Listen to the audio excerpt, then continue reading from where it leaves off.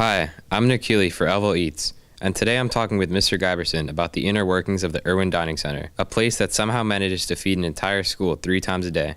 I've heard from Mr. Dom that the school sources lots of local food, so I headed over to Irwin to find out more. Yeah, this year we've won an award for some food that was purchased locally, over 25,000 pounds from a common market that is a provider of local foods to the school.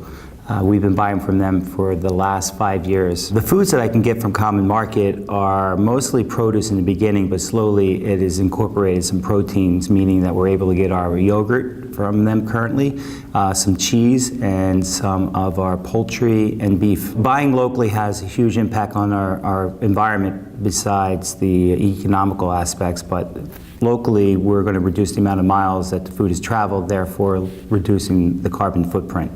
We average, as far as counts per meal, our breakfast is the lightest meal, and we usually average about 350 people. Lunch being our biggest meal, where it was more participation at lunch, we average more like 1,200. And then at dinner can tail off be as little as 700 and as much as 900. We staff in the morning in the kitchen just to do the preparation of the food, 5 people. That also carries over into lunch, where additional dinner cooks come in, and that's an additional 3. So all together with our executive chef and support staff, there's about 10 people at any given time preparing the meals. It can take about 3 to 4 hours to put the whole meal together. Our morning crew starts for breakfast at 5:30 in the morning, and then it goes right into lunch service. Once that shift is over, our dinner crew starts, and they start around 4 o'clock putting the final touches on the meal for the dinner. Yeah, I'd love to show you around the kitchen if you're interested. So now we're in the heart of the kitchen here at Irwin. This is the backside of the serving line. As you can see, we've got a few cooks currently prepping for tomorrow and also putting some things together for dinner tonight. We're setting up the pork ribs for tomorrow night's dinner and also preparing some of the vegetable for tonight's wok joy. Now, we continue walking this way. You can see some pretty big, heavy industrial pieces of equipment.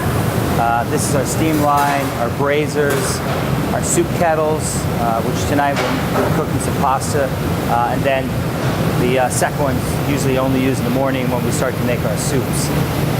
The other areas is our salad bar preparation, and then our bench over there is basically where a lot of the preparation of the wok joy station takes place.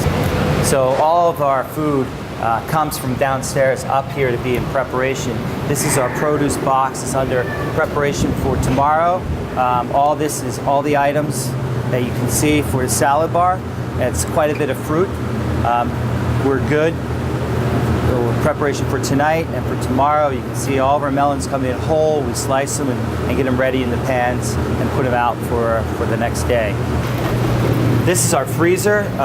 This is, again, a walk-in freezer. We don't really store a lot of food in the freezer. This is a staging area so that some of the items that have to be kept frozen may be frozen. So one of the last boxes is the main cook's box. This is all items that are being ready to be served for tomorrow. The items are stacked up and labeled. There are some items that may have been in preparation and utilized. This is a roast beef that's coming up also on the menu for tomorrow. The wok joy station is all set up. The roasted meats that are for the deli bar are just cooling down in here. It'll be ready to slice for tomorrow morning. And the pastas for the service tonight. So normally most of the food preparation of peppers, onions, melons, carrots, potatoes that get peeled all happen here. There's a station here which I'm going to walk you downstairs next and show you where all the barrels of those items are kept after they're produced in the kitchen and separated. So here we are now back in the dining center in the lower unit where the food comes in through this loading dock, but also, as we were talking about our composting, the station I mentioned upstairs, we bring these buckets down for the farmer who will pick these up in the morning. These are all our compost buckets, and within here is all the items that basically were produced in the garde-manger area that I was talking about. So when the lettuce comes in whole, we clean it, and that will be used, again, the outer leaves are all tucked away into these buckets so that they can be taken to the farm, spread out on the field, and utilized for composting. This has been Nick Healy for Lville Eats. Hope you learned something, and thanks for watching.